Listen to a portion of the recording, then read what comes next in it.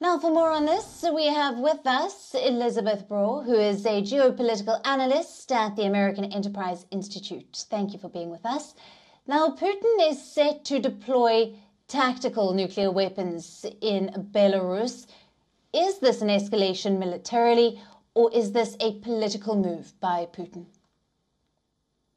It is primarily a bit of scaremongering by Putin. He has been using the nuclear threats for a long time to essentially remind Russia's neighbors and the rest of the world that Russia is a very strong nuclear power, indeed one of the world's two strongest nuclear powers, and he's not afraid to use that threat. Now, placing nuclear weapons in a neighboring country at the invitation of that country clearly is a bit of an escalation, but not as much as his words would suggest. This is more about threatening, reminding other countries that Russia has nuclear weapons that it might decide to use.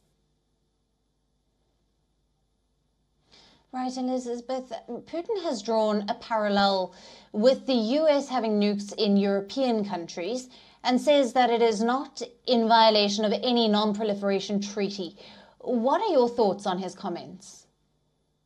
It is true that the US has nuclear weapons in Western European countries, and that goes back to the Cold War. It's very well known where these nuclear weapons are. They are in Germany, the Netherlands, Italy, and a couple of other countries, and they are there at the invitation of these countries. Now, the Soviet Union used to have nuclear weapons in Warsaw Pact countries as well, most importantly in East Germany, and it was against that background that West Germany, as it then was, became very insistent that the political leaders of West Germany became very insistent that they wanted US nuclear weapons in West Germany as well as protection. So, and the reason that Russia doesn't have nuclear weapons in its former Warsaw Pact states anymore is that those states wanted nothing to do with Russia's nuclear weapons. So it was not out of kindness that Russia withdrew them. It was because the invitation for them to be there was withdrawn by those countries when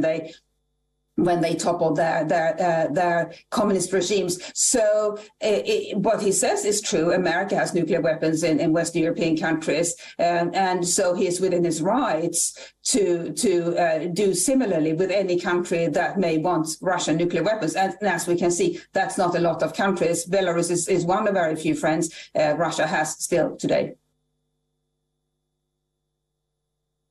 Right, and what do you think of the official statements saying that this move was a step towards the internal destabilization of Belarus? Belarus is in a very tricky situation. President Lukashenko is in power, having been in power for a very long time through a range of shady means, including the most recent presidential election, which he sought not to have won, but he declared himself the winner nonetheless. He has a lot of opposition within the country, and as a result is not particularly safe in his position, even though it is an authoritarian country. So the people can't really unseat him. But nevertheless, he is not in a particularly safe position within the country. Belarus is isolated internationally as a result of his authoritarian ways and his meddling with the election, helping then himself to win the most recent election. So he doesn't have many friends anywhere in the world, and Russia is in fact one of the very few remaining countries with which Belarus does have friendly relations, which has put Lukashenko and Belarus in a sort of a subservient position vis-a-vis Moscow. They would not. Belarus would not be in a position to turn down a Russian request to host nuclear weapons, and that is clearly what has happened. Right. Elizabeth, thank you very much for being with us on this broadcast and your valuable insights there.